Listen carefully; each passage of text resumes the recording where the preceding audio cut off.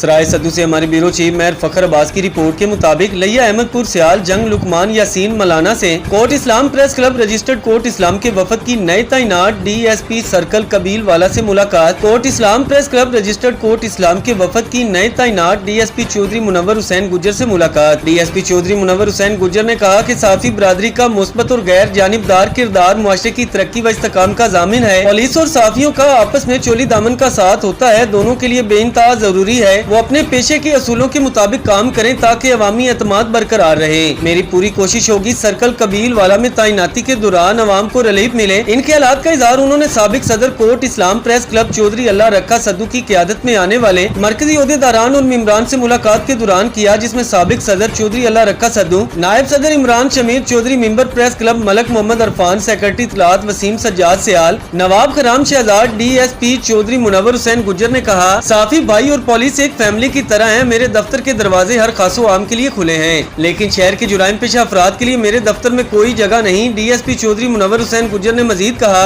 Media को ऐसे अफराद की निशानदेही करनी चाहिए जो जुराइम में मुलविस हैं ताकि इनकी सरकोबी की जा सके। बहुत सारी खराबियां ऐसी हैं जिनको हम मिलजुल कर हल करना है।